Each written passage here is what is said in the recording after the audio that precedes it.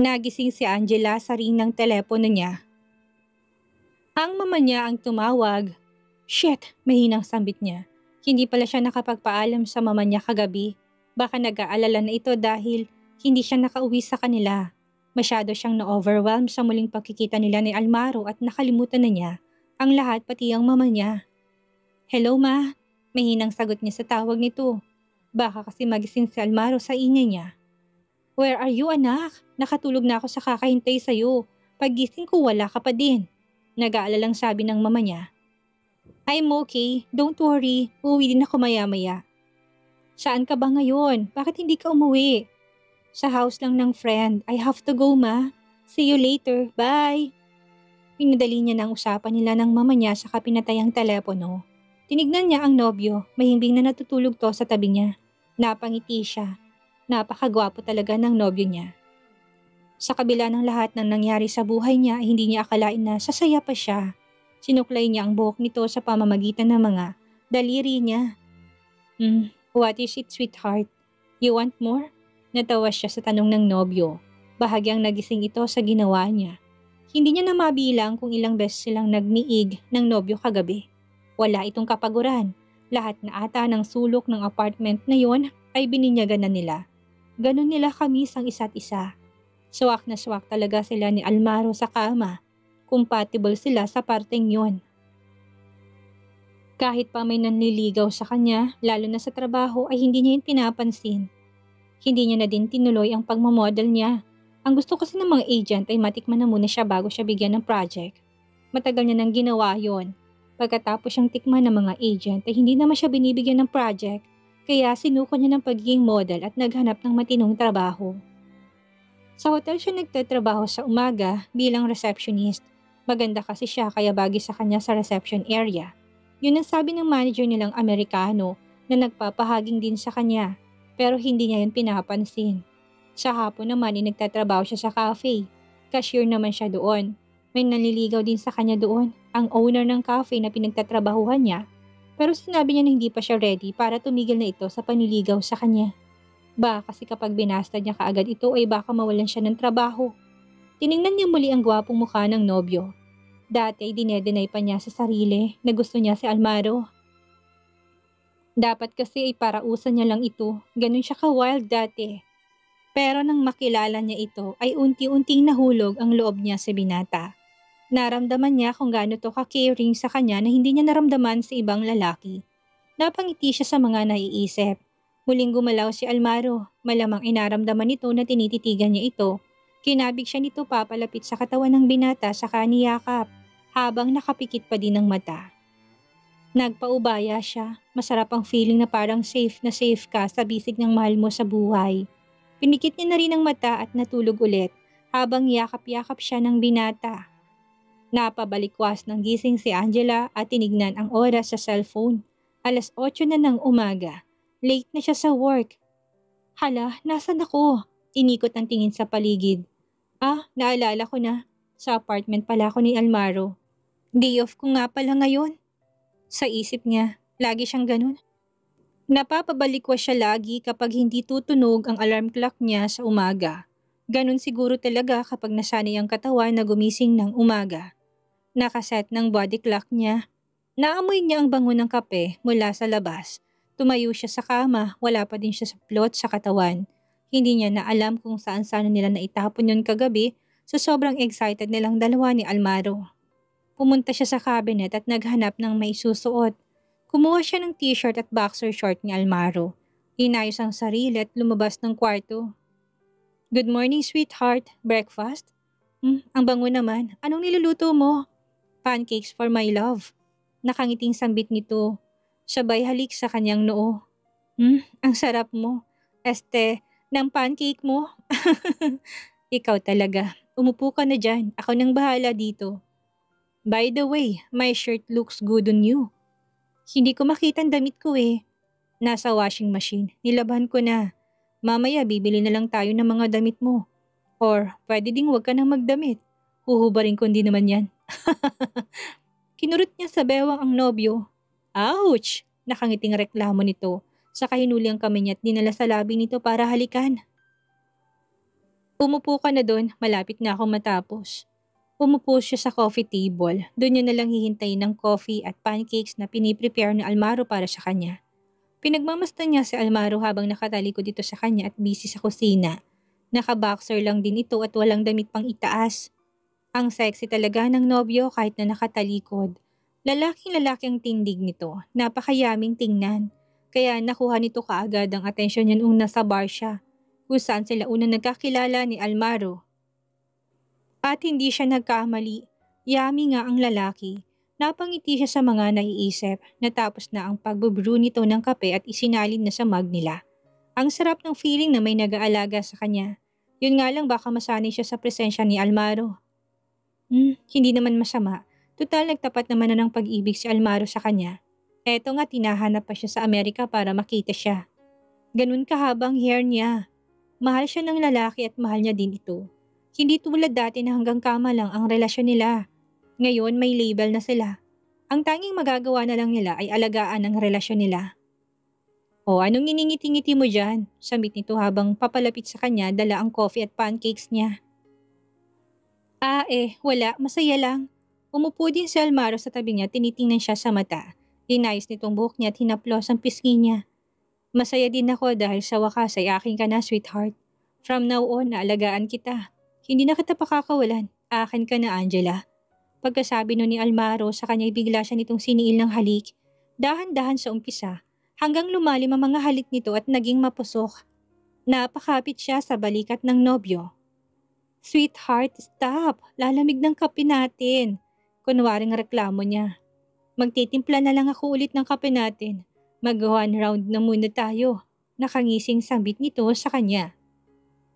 Pagkatapos nila ay tinulungan siya ni Almaro na makatayo mula sa lamesa. Pinulot nito ang t-shirt, saka ito na mismo nagsuot sa kanya. Pagkatapos, pinulot naman ang boxer at sinuot din sa kanya. Para siyang batang hindi marunong magdamit. Umupo na siya ng coffee table at bumalik na si Almaro sa kusina para gumawa ulit ng kape para sa kanilang dalawa. Pagkabalik ni Almaro ay dala-dala na nito ang coffee nila ay saka naman nagring ang telepono nito. Nakita niyang screen. Si Cindy ang tumatawag sa messenger. Hey best friend, kamusta ka na dyan? Sambit nito. Nang pinindot ni Almaro ang video call, inikot ni Almaro ang telepono papunta sa mukha niya para makita siya sa video. Hi Cindy, nahiyang bati niya sa kaibigan. Actually, hindi niya matatawag na kaibigan si Cindy. Bad trip ito sa kanya dati dahil sa kaartehan niya. Malamang nag-clash lang silang dalawa dahil maarte din tong si Cindy. Parehas kasi silang nag-iisang anak. Well, siya ay ampon lang pala. Pero naibibigay naman ng mama at papa niya ang mga luho niya at dati, nung wala pa silang problema sa pera kaya lumaki din siyang maarte. Kahit pa magkababata sila ni Cindy, hindi sila close nito. Lagi kasi nitong kasama ang dalawang magkapatid na Falcon. Lagi itong pinagtatanggol ng dalawa kaya walang nang-aaway dito. Siya, saktong inggitera lang, lalo nang naging boyfriend nito si Kevin na naging super crush niya. Hindi niya alam kung bakit nung bumalik siya ng Pilipinas ay seleno ng boyfriend nito. Hindi naman siya nagtanong na at nasa isip niya lang noon ay single na si Kevin at pwede niya na itong akitin para maging asawa. Yun ang plano nila ng papa niya para manatili sila sa mundo ng mga mayayaman. Yun nga lang nakilala niya si Almaro at na walang pagkagusto niya kay Kevin. Hi Angela! Sambit ni Cindy na makita siya sa screen. Kayo na ng best friend ko? Tumilito na makita siya. Rinig na Almaro ang sinasabi nito dahil naka-loudspeaker naman sila. Yes, best friend kami na. In fact, we just finished our morning play. Ew, too much information. Pati na naman yan, si share mo pa. Namula siya sa sinabi ng nobyo. Kinuwento nito kay Cindy na kakatapos ng nilang mag-sex. Pinapainggit lang kita best friend dahil ako may bad life. At ikaw nananatiling berhen. Ano naman, wala namang masama doon. Paki mo ba? Nagulat siya sa sinabi ni Almaro. Virgin pa ba si Cindy kahit pa naging boyfriend na ito ng dalawang magkapatid na Falcon? Parang imposible naman yun. Congrats, Angela. Finally kayo ni Almaro. Alagaan mo yung best friend ko ha. From now on, friend na tayo dahil girlfriend ka na ng kaibigan ko. The best ka talaga, best friend. Singit ni Almaro sa pag-usap nila ni Cindy. Na-overwhelm siya sa sinabi ni Cindy. Kahit pa kasi magkababata sila, hindi naman sila ganun ka-close. Siya lang ang feeling close kay Cindy dati. Hindi pa din niya ka-level sina Cindy at ng mga Falcon kapag yaman ang pag-uusapan. Kaya matawag lang na kaibigan siya ni Cindy parang isang karangalan na sa kanya. She was humbled. Dati maangas pa siya, nagastang ka-level niya si Cindy, perong totoo'y inggit siya dito. Thank you Cindy for accepting me for Almaro. Sabit niya kay Cindy. Hay nako, kung hindi ka lang mahal niyan, hindi kita matatanggap Angela sa ginagawa ko kay Kuya Kevin. Pero tapos na yon, kaya kalimutan na natin yon. Alam ko naipit ka lang din sa sitwasyon na yon. And I'm glad na wala na kayong problema ng mama mo. Kamusta na pala kayo ni Lennon? Tanong niya kay Cindy. Natahimik bigla si Cindy. Sweetheart, hindi ko pala naikwento sa'yo Cindy and Lennon broke up. Putol ni Almaro sa usapan nila. Naging uneasy kasi si Cindy. Ay sorry Cindy, hindi ko alam. It's okay, maikling sagot nito sa kanya. Lagi na lang siyang nahuhuli sa balita. Oh sige, mag-enjoy na kayong lovebirds dyan. I have to go. Bye Angela. Bye best friend. Paalam ni Cindy bago pinatay ang video call. Sweetheart, ano nangyari kay Lennon at Cindy? Lennon cheated on her with another girl, then the other girl tried to kill Cindy. Oh, napakasama naman ng babaeng yun. Kaya nga sweetheart, kawawa si Cindy. Pero she's okay now. Sweetheart, hindi ba kailanman na in love kay Cindy? Tanong niya sa nobyo. Bakit mo natanong? Nakataas ang kilay nito habang nag-slice sa pancake at sinusubo sa kanya. Kasi sa sobrang close niyo ng dalawa, saka idagdag pa na super ganda talaga ni Cindy. And super rich pa, hindi ka ba na-in-love sa kanya? Naging crush ko siya nung first ko siyang nakita, nung pinadala siya ni Kevin sa Cebu. Pero may boyfriend siya sa Lennon, saka boss ko si Kevin at Lennon. Alangan namang sisirain ko pang buhay ko. So nagagandahan ka nga kay Cindy? Biglang sambit niya. Kunwari nagtatampo siya. Maganda rin naman ang sweetheart ko. Simula ngayon ikaw ang pinakamaganda sa paningin ko. Halika nga dito. Kinis siya ng nobyo sa leeg. Ano ba? Nakikiliti ako. Tara na, bis ka na. Mag-shopping tayo ng mga damit mo. Wag na, uwi na lang muna ako. Nag-aala na si mama eh. Pwede ba akong sumama? Siyempre, ipapakilala kita kay mama. Nakangising sambit niya. Okay lang kaya sa kanya? Of course, ang pogi ng boyfriend ko eh. Aarte pa ba? Bola, halika na. Sambit ng nobyo sa kanya, saka sila nagtawanan. Pagkatapos nilang mag-ayos ng sarili ay sinamahan siya ni Almaro sa bahay nila. Excited na siyang ipakilala si Almaro sa mama niya. Malaki talagang pinagbago ng mama niya simula nang mawala ang papa niya. Hindi na ito maluho at balidosa katulad ng dati. Nagtatrabaho din ang mama niya sa hotel sa housekeeping department.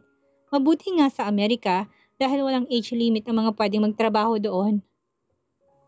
Tulong-tulong silang dalawa para mabuhay at makasurvive sa Amerika. Alam niyang gustong-gusto na nitong umuwi ng Pilipinas pero hindi sila makauwi agad-agad dahil wala naman silang sapat na pera pambili ng tiket nila.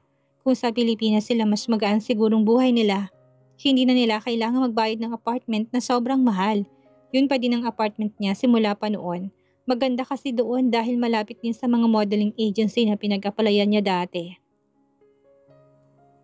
Ayaw naman ng mama niya na lumipat sa mga mumurahing apartment dahil may phobia na ito dahil sa pagkakasangkot ng papa niya sa sindikato. Natatakot na ito sa seguridad nila. Feeling ng mama niya ay laging may nakamasid sa kanila. Mabuti na lang at patay na si Mr. Lee kahit papaano naibsa ng pagkakamatatakotin nito. Magkahawak kami silang naglalakad papunta sa bus station. Suot pa din niya ang uniform niya kahapon. Bagong laban naman yun kaya okay lang. May mga damit doon si Cindy sa apartment pero ayaw naman niyang galawin ang hindi sa kanya. Day off na sa araw na yon kaya libre silang dalawa ni Almaro kung anong gusto nilang gawin. Napangiti siya ng maalalang ginawa nila kanina. Bago magkape ay nagtalik na muna sila. Pagkatapos ay sabay silang naligot may nangyari na naman sa kanila. Walang kapaguran tong nobyo niya, kinikilit ang diwa niya sa mga naiisip. Pasimpleng sinulya pa niyang nobyo sa tabi niya. Nakaupo sila sa bus habang nagbabiyahe papunta sa apartment niya. Tahimik lang silang dalawa, hinawakan itong kamay niya. Kanina pa sila magkahawak kamay at parang wala tong planong bitawan. Hindi naman siya nagre-reklamo, gusto niya naman yun. Kung tutuusin ay si Almaro ang first formal boyfriend niya. Lahat kasi naging boyfriend ay panandalian lang. Puro fling, masyado siyang maagang namulat sa pagiging wild sa Amerika. Gusto man niyang pagsisihan ng nakaraan niya ay wala na siyang magagawa. Tapos ng lahat kaya kalimutan niya na lang ang ina. Masasamang nangyari sa buhay niya. Let's go sweetheart, bababa na tayo. Sambit niya kay Almaro nang sa bus stop na saka naman siya inalalay ni Almarong tumayo. Muli naman silang magkahawak kamay at naglakad papunta sa apartment niya. Kumatok siya ng pinto at pinagbuksan naman kaagad siya ng mama niya. Anak, I'm so worried about you. Akala ko kung ano na nangyari sa'yo. Hindi pa sila pinapapasok sa apartment ay tinatalakan na kaagad siya ng mama niya. Ma, I told you, wala namang nangyaring masama sa akin, hindi ba? Kasi hindi ka kaagad tumawag eh. Alam mo naman na mag-aalala ko. Sorry na, nakalimutan ko. Napansin ng mama niya na may kasama siya. Good morning po tita, bati ni Almaro sa mama. Tinignan na muna siya ng mama niya, parang nagtatanong ang mata nito kung sinong lalaking kasama niya. Tinanguan niya lang ito. Good morning iho, pasok ka. Ma, boyfriend ko nga pala, si Almaro Aguilar. Aguilar? Kayo bang may-ari ng chain of restaurants sa Cebu? Yes po tita, partners po kami ni Kevin Falcon. Ah yes, I remember. How are you iho? Okay naman po. Nabalitaan mo naman sigurong nangyari sa pamilya namin. Ang nangyari sa papa ni Angela. Namasa na naman ang mata nito. Mom, tapos na yon. Huwag mo nang isipin yon. Mag-move on na tayo. Saway niya sa mama niya. Sorry anak, hindi ko lang akalain na iikot ang mundo natin ng ganong-ganong kabilis. Kung dati sunod-sunod ang luho natin, ngayon ay eto tayo at nagtatrabaho para mabuhay. Gusto ko mang sisihin ng papa mo ay wala na tayong magagawa. Wala na siya. Pinagbayaran niya ng buhay niya ng ginawa niya. There's nothing wrong sa pagtatrabaho para mabuhay, mom. Nasanay na ako sa trabaho dito sa Amerika simula pa noon. Ikaw lang ang inaalala ko dahil wala ka namang alam sa pagtatrabaho. Sabi ko naman sa'yo na dito ka na lang sa bahay at ako na lang ang magtatrabaho para sa atin. Hindi ko naman yun mapapayagan anak. You're working 2 jobs already. Baka magkasakit ka pa at mas mahirap pa yon. Mahal ang pagpapagamot. Nakikinig lang si Almaro sa usapan nilang mag-ina. Nakaupo ito sa sofa habang siya'y nagpe-prepare ng maiinom ng nobyo. Ganyan lagi ang usapan nila ng mama niya. Paulit-ulit lang kada uwi niya galing sa trabaho. Naawa kasi ito sa kanya kapag nakikita siyang pagod na pagod. Nang matapos na ang juice niya, iginawa niya at lumapit siya kay Almaro sa tumabi sa nobyo. By the way, paano nga pala kay Almaro? Kayo nagkakilala? Tanong ng mama niya sa kanilang dalawa. Nakaupo naman ito sa harap nila. Matagal na kami magkakilala mom, sa Pilipinas pa lang. Hindi na niya binanggit na bed body sila ni Almaro dati. Hindi na kailangan malaman pa ng mama niya yon. Bakit ka nga pala nandito sa Amerika, iho? Hinanap ko po si Angela, tita. Simula nang umalis kasi kayo ay wala na kaming communication. Nanliligaw ka ba sa anak ko, iho? Mom, boyfriend ko na siya. Putol niya sa mama niya. It's okay, sweetheart. Liligawan pa rin naman kita kahit na sinagot mo na ako. Kinilig siya sa sinabi ng nobyo. Nang ibali niyang tingin sa mama niya ay nagpupunas to ng mata. Mom, why are you crying? Wala anak. Happy lang ako dahil finally magiging masaya ka na. I know you have been through a lot dahil sa pamimilit ng papa mo para makapagbayad ng utang kay Mr. Lee at pati na rin ang sarili mong kaligayahan ay isinantabi mo na. Hindi na po mangyayari yon tita. Simula ngayon aalagaan ko po si Angela. Tuluyan ang tumulong luha ng mama niya. I'm so happy for you anak. Salamat Almaro at tinanggap mong anak ko ng buong puso. Ako pong dapat magpasalamat kay Angela tita dahil tinanggap niyang pagmamahal ko. Hinawakan ni Almaro ang kamay niya at pinisil iyon. Parang hinipo naman ang puso niya sa kilig. Kung gusto niyo pong umuwi ng Pilipinas tita, tutulungan ko po kayo. Mas gusto ko po yun para hindi na kami magkalayo ni Angela. Totoo ba iho? Tutulungan mo kami? Ang totoo gusto ko na talagang umuwi ng Pilipinas. Hindi ako sanay sa lamig dito sa Amerika. Sumasakit ang mga arthritis ko. Sweetheart, you don't have to do that. Uwi din kami in due time kapag nakaipon na ako ng pangtikat namin ni Mommy. Putol niya sa usapan ni Almaro at ng mama niya. Bakit mo pa patatagalin ako na nga ang gagawa nun para sa inyo? Just let me do that for you, sweetheart. Alam ko hindi ka sanay na manghingi ng tulong sa iba pero nandito na ako. Gusto ko to.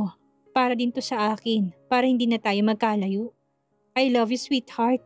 Naluluhang sambit niya sa nobyo. Hindi talaga siya nagkamali na hintayin si Almaro sa buhay niya. Mabuti na lang at nilakasan niya ang loob niya noon. Kaya eto na ngayon ang lalaki sa harap niya. Handang ibigay sa kanya ang lahat. O siya, baka malate pa ako sa trabaho. dumito na muna kayo. Angela, alagaan mong nobyo mo. Opo ma'am, ingat po. Hinalikan niyang mama saka nagpaalam. Sweetheart, sigurado ka ba sa gagawin mo? Yeah, bakit naman? Ayaw mo ba akong makasama sa Pilipinas? Hindi ako pwedeng tumagal dito sa Amerika. May business akong dapat asikasuhin sa Pinas. In 2 weeks time, sasabay na kayo sa akin sa pag-uwi. Thank you, sweetheart. I promise I will repair you.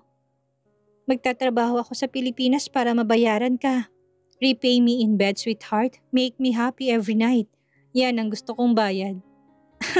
Yun lang ba? Tumayo siya't dahan-dahang naghubad sa harap ng nobyo. Nagniningning ang mga mata nito habang pinagmamasdan siya sa ginagawa. Paggiling-giling pa siya habang naguhubad, ginaya niya sayaw ng mga prosty sa bar na pinagtatrabahuhan niya dati. I like that. Hahawakan niya sana nito pero tinampal niyang kamay ng nobyo. No touch, nakangising sambit niya. Sinunod naman siya nito, hindi siya hinawakan ng nobyo. Nag-e-enjoy ito sa panonood habang pagiling-giling siya sa harap nito. Pag bumalik ang mama mo, sweetheart, patay tayo. Hindi yun babalik, late na nga siya eh. Nagpapakasarap sila nang biglang may kumatok sa pinto. Anak! Anak! Ang mama niya bumalik. Oh shit, nataranta silang dalawa. Pinulot niya lahat ng mga damit niyang nakakalat sa sahig at tumakbo sa kwarto niya. Si Almaro naman ibiglang napatayo at tinaas ang pantalon at sinara ang zipper. Anak, buksan mong pinto. Naiwan kong ID ko. Si Almaro na nagbukas ng pinto para sa mama niya. Hindi pa siya nakalabas ng kwarto sa kakamadali. Tita, pasensya na po. Naliligo po kasi si Angela sa banyo. Pagsisinungaling na Almaro sa mama niya. Nagpunas to ng pawis sa pamagitan ng kamay. Malamang ay natakot ito dahil muntikan na silang mahuli ng mama niya. Ganun ba? O sige, kukunin ko lang yung ID ko. Ay, ganun talagang matanda. Makakalimutin na. O siya, pakisabi kay Angela, aalis na ako ulit. Kayo nang bahala dito. Pagkalabas ng mama niya ay lumabas ulit siya ng kwarto saka sila nagtawanan ni Almaro. Muntik na yun ha? Ikaw kasi napakaharot mo. Sambit ni Almaro sa kanya habang pinipisil ang pisngi niya. Nagustuhan mo rin naman, hindi ba? Magayos ka na nga, labas tayo. Ipag-shopping kita, sweetheart. Sige, I like that. Nakangising sabi niya saka bumalik ng kwarto at nagbihis. Pagkatapos magbihis ay lumabas na ulit sila ng apartment at magkahawak kamay habang naglalakad sa kahabaan ng New York streets. Malapit sa mga butikang apartment na tinitirhan niya kaya doon na sila naglakad-lakad. Nakakbay ang nobyo sa kanya habang siya'y nakahawak sa bewang nito. Hey Angela! Tawag sa kanya mula sa likod. Sabay pa sila ni Almaro na lumingon sa tumawag sa kanya. Ang boss niyo na may ari ng cafe na pinagtatrabahuhan niya, bigla siyang nailang. Naniligaw kasi ito sa kanya. Hey Matt, today's my day off.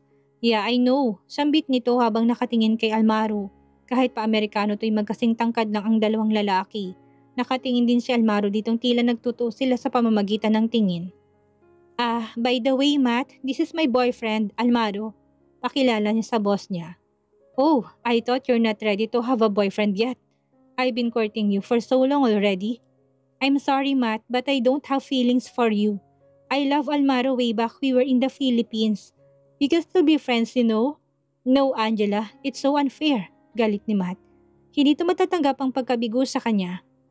Don't you dare raise your voice to my girlfriend. Sambit ni Almaro kay Matt. Sweetheart, it's okay. He's my boss in cafe. Pigil niya kay Almaro. Baka kasi suntukin ito ang boss niya at mawalan siya ng trabaho. I don't give a damn. Starting tomorrow, you don't have to go back to your work, sweetheart. Fine, you both go to hell. Sambit ni Matt saka sila tinalikuran. Masama ang loob nito dahil binasted niya ang lalaki. Sweetheart, bakit mo naman ginawa yun? Wala na tuloy akong trabaho. Hindi ba nga uwi naman tayo ng Pilipinas? Hindi mo na kailangan magtrabaho. Eventually, magre-resign ka rin naman. Mag-enjoy na lang tayo while staying here in America. Bukas na bukas mag-resign ka na din sa hotel and that's an order. Okay, tanging sambit niya. Ewan ba niya pero ang sarap ng feeling na may isang lalaking nagkakapang pasunod sa kanya. Sa ugali niyang liberated and independent ay hindi siya sanay na minamanduhan, lalo na kapag ni isang lalaki. Pero kay Almaro ay sunod-sunuran siya.